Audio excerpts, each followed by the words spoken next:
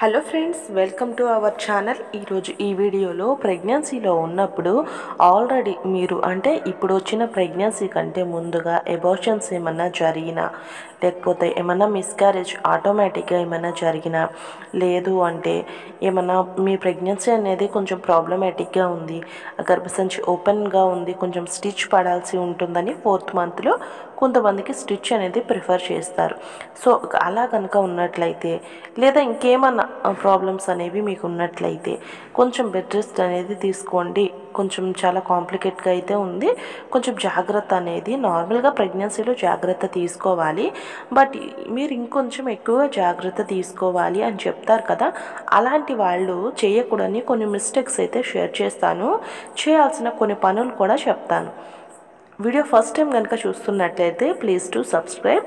And అలాగే వీడియోలోకి వెళ్ళిపోయినట్లయితే already కనుక మీకు మిస్క్యారేజ్ కానీ ఎబార్షన్ కానీ జరిగినట్లయితే ఈ టిప్స్ అనేవి మీకు చాలా బాగా యూజ్ అవుతాయి. ఎందుకు అనంటే ప్రీవియస్గా ఏదన్నా ప్రాబ్లం వచ్చి మీకు అలా అయ్యి ఉండొచ్చు, బట్ ఈసారి అలా అవ్వకూడదు అన్నప్పుడు డాక్టర్ కొన్ని విషయాలు అయితే మీకు చెప్తూ ఉంటారు. అంటే మీరు కొంచెం రెస్ట్ అనేది తీసుకోండి. కొన్ని మంత్స్, అట్లీస్ట్ 5 months లేదంటే 6th month 7th month వచ్చేంత వరకు కూడా మీరు మంచిగా రెస్ట్ తీసుకోండి.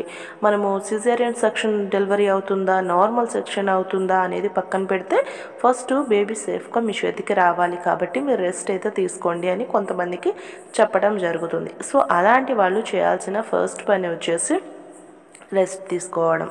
ఎందుకు అనంటే కొంతమంది రెస్ట్ తీసుకోమన్నా కానీ కొంతమంది అయితే ఓకే, బట్ కొంతమంది లేకపోతే ఇంట్లో పెద్దవాళ్ళు చెప్పే మాటల వల్ల కానీ ఏం కాదు ఆ రోజుల్లో మేము చేసాం, మీరు చేయొచ్చు, ఏం కాదు అని అంటారు. సో అలాంటి మాటలు విన్నప్పుడు కూడా ఓకే అవునా నేను చేయొచ్చు అనుకుంటా అని కొన్ని పనులు చేస్తూ ఉంటారు. కొన్ని బరువైన పనులు అట్లీస్ట్ రెస్ట్ తీసుకోమన్నప్పుడు మీరు స్నానానికి వెళ్ళేటప్పుడు ఆ నీళ్ళ బకెట్ కూడా మీరు మొయ్యకూడదు, అది రెస్ట్ కిందకే వచ్చేస్తుంది. అవన్నీ చేసుకుంటూ జస్ట్ రెస్ట్ తీసుకోమన్నారు కదా అని బెడ్ మీద పడుకోవడం కాదు. ప్రతి చిన్న పని కూడా చేయొద్దు అని చెప్పినప్పుడు ఆ లిమిట్ అనేది ఉంటుంది. ఈ నీళ్ళ బకెట్ అనేది బరువే ఉంటుంది కాబట్టి అలాంటి వెయిట్స్ ఏమీ కూడా ఎత్తకూడదు. ఇన్ కేస్ మీకు ఆల్రెడీ ఒక చైల్డ్ ఉంది, ఇప్పుడు మళ్ళీ ప్రెగ్నెన్సీ అయ్యారు, ఇది కొంచెం బెడ్ రెస్ట్ కొంచెం జాగ్రత్త అని చెప్పారు అన్నప్పుడు మీ బేబీని ఎత్తుకోవడం కూడా మీరు చేయకూడదు. బేబీ సడన్గా వచ్చి మీ పొట్ట మీద పడడం కానీ ఇవన్నీ కూడా కొంచెం తగ్గించుకోవాలి. మీ దగ్గర ఇంకెవరినైనా పెట్టుకుంటే కొంచెం పాసిబుల్గా ఉంటుందన్నమాట. సో ఇలాంటి రెస్ట్ అనేది ఇవన్నీ కూడా వచ్చేస్తూ ఉంటాయి.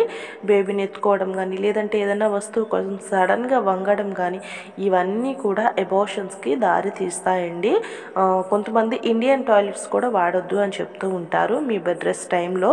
అవి కూడా మీరు పాటించాల్సి ఉంటుంది. ఎందుకంటే ప్రీవియస్గా ఒక ప్రాబ్లం అయితే అయ్యింది, ఒక నష్టం అయితే కలిగింది కాబట్టి మళ్ళీ అది రిపీట్ అవ్వకుండా ఉండాలంటే మనం ఇలాంటివన్నీ జాగ్రత్తలు తీసుకోవాలి. ఫుడ్ పరంగా కూడా కొంచెం హీట్ చేసే వస్తువులకి దూరంగా ఉండమని చెప్తారు. ఉదాహరణకి పైనాపిల్, పపాయ, చికెన్ ఇలాంటివన్నీ కూడా హీట్ చేసే ప్రాపర్టీస్ని కలిగి ఉంటాయి కాబట్టి కొంచెం కొద్ది రోజులు దూరంగా ఉంటే మంచిది.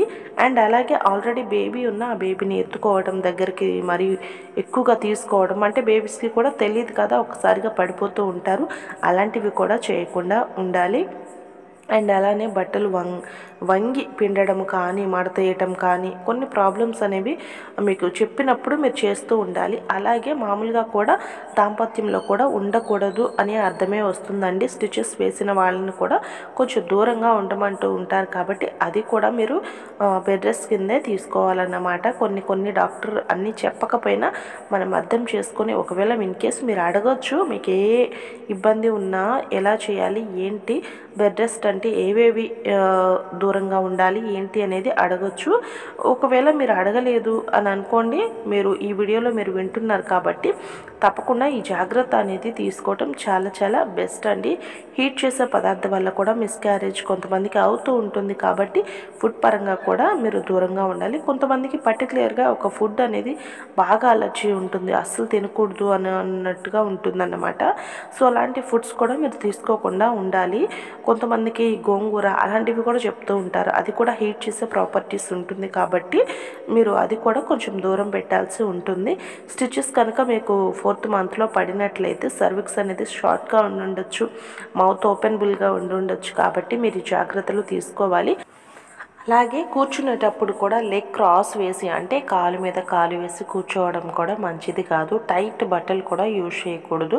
హై హీల్స్ కూడా వేసుకోకుండా ఉండడమే బెటర్ అండి. సో ఈ టిప్స్ అన్నీ కూడా మీరు ఫాలో అయితే ప్రెగ్నెన్సీ అనేది హెల్తీగా ఉంటుంది.